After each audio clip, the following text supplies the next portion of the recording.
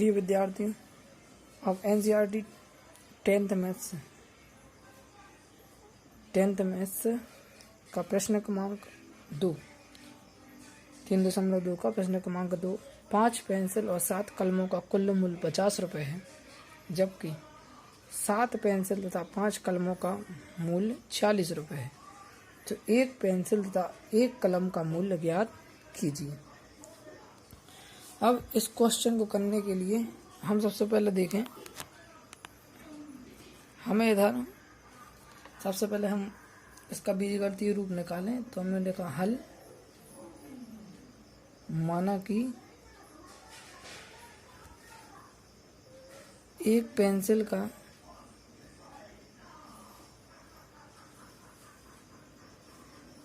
मूल्य बराबर x रुपये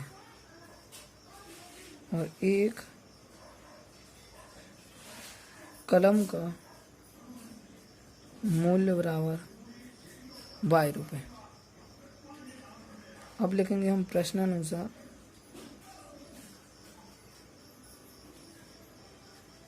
प्रथम शर्त से, और प्रथम शर्त क्या है आपकी कि 5 पेंसिल और 7 कलमों का मूल्य 50 रुपये। तो 5 पेंसिल कितने की आएंगी 5x की, 7 कलम कितने की आएंगी 7y की, और दोनों मिलाकर कितने की 50 रुपये की। समीकरण नंबर 1। इसी प्रकार द्वितीय शर्त से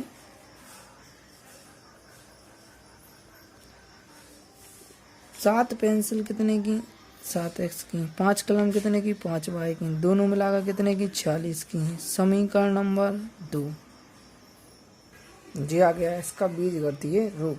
5x धन 7y बराबर 50 और 7x धन 5y बराबर 46। अब ग्राफ आप बाद में बनाए, इसका जरूरी नहीं है अभी आप बनाए इसका ग्राफ।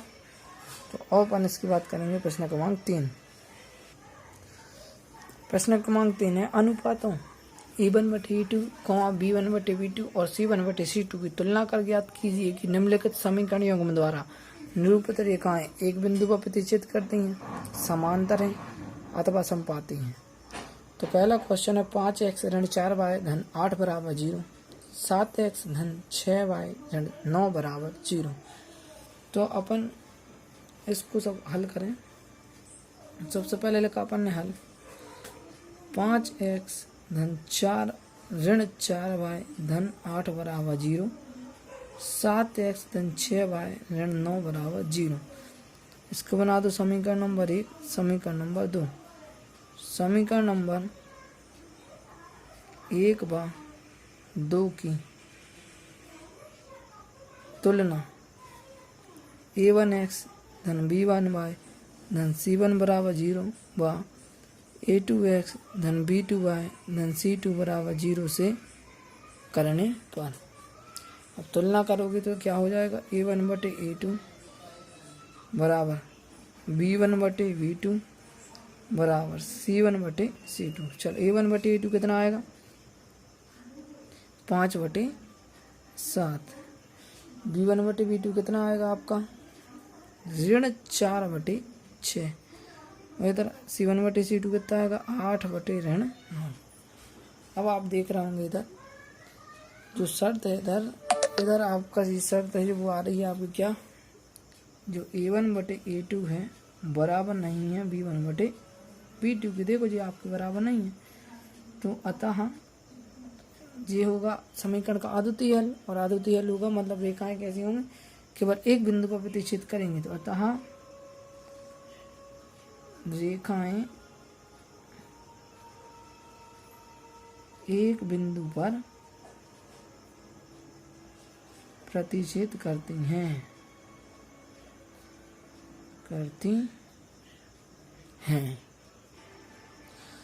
अगला है दूसरा, 9x धन 3y धन 12 बराबर 0, 18x धन 6y धन 24 बराबर 0। तो फिर इसको अपन क्या करेंगे हल, 9x धन 3y धन 12 बराबर 0, 18x धन 6y धन 24 बराबर 0। समीकरण नंबर 1, समीकरण नंबर 2।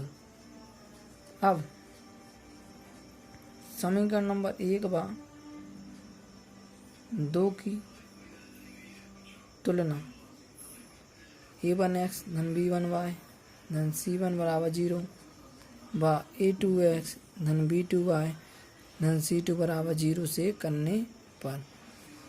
तो वही a1 बटे a2 b1 बटे b2 c1 बटे c2। तो इधर क्या हो जाएगा 9 बटे 18, 3 बटे 6 और 12 बटे 24। इस तरह से अपन ने तुलना कर ली। अब 9 एकम 9, 2 दूनी 18, 3 एकम 3, 3 दूनी 6, 12 एकम 12, 12 दूनी 24। अब आप देख रहे हो कि इधर क्या आ गया a1 बटे a2 बराबर b1 बटे b2 बराबर c1 बटे c2। तो इधर अपन कह सकते हैं कि जी रेखाएं जी समीकरण का अनंतता अनेक हल है, अतः निरूपित रेखाएं कैसी होंगी? समपाती होंगी, अतः रेखाएं समपाती होंगी। अब आएगा प्रश्न क्रमांक 3। अब प्रश्न क्रमांक 3, 2x ऋण y धन 9 बराबर 0, 6x ऋण 3y धन 10 बराबर 0। तो वही अपन ने सबसे पहले इसको समीकरण नंबर 1 को 2 बना लिया। अब समीकरण नंबर 1 व 2 की तुलना व्यापक समीकरण से करने पर। तो वही a1 बटे a2 बराबर b1 बटे b2 बराबर c1 बटे c2। इधर हो जाएगा 2 बटे 6 ऋण 1 बटे ऋण 3, 9 बटे 10, 2 एकम 2, 2 3 6, ऋण से ऋण कट गया तो इधर आ गया 1 बटे 3। जी बराबर नहीं है, ये कटेंगे नहीं। तो इधर a1 बटे a2 क्या होगा बराबर b1 बटे b2 बराबर नहीं है c1 बटे c2 के। तो इस प्रकार अपन कह सकते हैं जी कौन सा हल हो जाएगा आपका? कोई हल नहीं। अतः रेखाएं कैसी होंगी? समांतर होंगी। रेखाएं कैसी होंगी? समांतर। आप वही तालिका देखें जो अपन ने पहले बनाई है, उस तालिका से आपको समझ में। अब प्रश्न क्रमांक 3 है अनुपातों a1 बटे a2 बराबर b1 बटे b2 c1 बटे c2 की तुलना कर ज्ञात कीजिए कि निम्नलिखित समीकरणों के युग्म संगत हैं या असंगत। पहला है 3x धन 2y बराबर 5 और 2x ऋण 3y बराबर 7। अब जब तक अपन तुलना नहीं कर सकते जब तक कि बराबर में क्या ना हो 0। तो सबसे पहले हल करने के लिए हमने डाला हल। अब इधर लिखेंगे हम 3x धन 2y धन के 5 इस साइड आकर ऋण के 5 बराबर क्या बन जाएगा 0। फिर क्या हो जाएगा 2x ऋण 3y धन के साथ इस साइड आकर ऋण के साथ बराबर क्या बन जाएगा 0। जो हो जाएगा समीकरण नंबर 1, जो समीकरण नंबर 2। समीकरण नंबर 1 व 2 की तुलना करने पर वही व्यापक समीकरण से तुलना करेंगे। तो इधर हो जाएगा आपका a1 बटे a2 बराबर b1 बटे b2 बराबर c1 बटे c2। तो इधर हो जाएगा आपका 3 बटे 2, 2 बटे ऋण 3 ऋण 5 बटे ऋण 7। तो अब आप इधर देख रहे होंगे जी 2 बटे 3 नहीं रहेगा, 2 बटे ऋण 3 हो जाएगा जी, कट जाएंगे तो 5 बटे ऋण 7, ऋण से ऋण कट जाएंगे 5 बटे 7। तो इधर भी आप देख रहे होंगे क्या हो जाएगा a1 बटे a2 बराबर नहीं है b1 बटे b2 के। तो इसमें अपन ने देखा a1 बटे a2 बराबर नहीं है b1 बटे b2 के। अतः इसका एक और केवल एक हल है। अतः निकाय कैसा है? संगत निकाय है। संगत निकाय है ना। अब हम इसी प्रकार क्वेश्चन नंबर 2 देखेंगे। क्या है? 2x ऋण 3y बराबर 8, 4x ऋण 6y बराबर 9। हल करें तो क्या लिखेंगे? पहले बराबर में 0, तो 2x ऋण 3y ऋण 8 बराबर 0, 4x ऋण 6y ऋण 9 बराबर 0। समीकरण नंबर 1, समीकरण नंबर 2।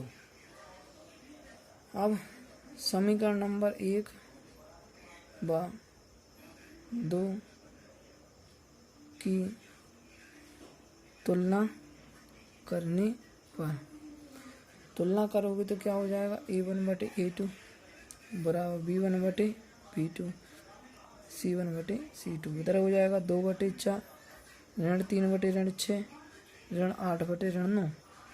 2 एकम 2 2 दूनी 4 3 एकम 3 3 दूनी 6 और ऋण 8 बटे 9 कोई मतलब नहीं। इधर क्या बन जाएगा 8 बटे 9। अब आप देख रहे होंगे इधर क्या बन जाएगा आपका a1 बटे a2 बराबर b1 बटे b2 बराबर नहीं है c1 बटे c2 के। तो हम कह सकते हैं कि अतः कोई हल नहीं है। अतः निकाय कैसा है, अतः निकाय असंगत है। निकाय कैसा है, असंगत। अगला है 3 बटे 2x धन 5 बटे 3y बराबर 7 और 9x ऋण 10y बराबर 17। अब आप बटे को देख कर घबराए नहीं, तो वही इसको पहले बना लो। 3 बटे 2x धन 5 बटे 3y ऋण 7 बराबर 0। 9x ऋण 10y ऋण 14 बराबर 0। समीकरण नंबर 1, समीकरण नंबर 2। समीकरण नंबर 1 व 2 की तुलना करने पर, अब समीकरण नंबर 1 और 2 की तुलना करोगे तो क्या हो जाएगा, a1 बटे a2 3 बटे 2 बटे 9 b1 बटे b2 5 बटे 3 बटे ऋण 10 c1 बटे c2 तो ऋण 7 बटे ऋण 14। अब जो तीसरी बटे नीचे आ जाएगी तो 3 बटे 2 गुणित गए 9 5 बटे 3 गुणित गए 10 ऋण चला ही रहा ऋण 10 ऋण से ऋण कट गए 7 एकम 7 7 दूनी 14। अब इसको हल कर ले 3 तिरका 9 5 दूनी 10 तो जी आ जाएगा 1 बटे 3 तिरका 9 होगा तो 3 दूनी 6 1 बटे ऋण 1 बटे जो क्या हो जाएगा 3 दूनी 6 है ना, ऋण आएगा जो कि जी ऋण है। इधर क्या चल रहा है 1 बटे 2। अब चूंकि आप देख रहे हैं इधर है 1 बटे 6 इधर है ऋण 1 बटे 6 तो हम लिख सकते हैं कि a1 बटे a2 बराबर नहीं है b1 बटे b2 में। अतः निकाय कैसा होगा, संगत होगा। कोई ना कोई हल तो है, संगत निकाय है। ठीक है। अब अगला क्वेश्चन है आपका 5x ऋण 3y बराबर 11 ऋण 10x धन 6y बराबर ऋण 22। हल 5x ऋण 3y ऋण 11 बराबर 0 ऋण 10x धन 6y धन 22 बराबर 0। समीकरण नंबर 1, समीकरण नंबर 2। अब अपन इसकी अनुपातों की तुलना करें तो समीकरण नंबर 1 व 2 की तुलना करने पर तो a1 बटे a2 बराबर b1 बटे b2 बराबर c1 बटे c2। 5 बटे ऋण 10 ऋण 3 बटे 6 ऋण 11 बटे 22। 5 एकम 5 दूनी 10 3 एकम 3 दूनी 6 11 एकम 11 दूनी 22। अतः जी क्या बनेगा आपके तीनों बराबर है तो a1 बटे a2 बराबर b1 बटे b2 c1 बटे c2। और जब अनंत हानि हल है तो निकाय कैसा होगा, निकाय संगत निकाय है, संगत निकाय है। निकाय कैसा है, संगत निकाय। 5वां लास्ट क्वेश्चन है इसका। 4/3 x धन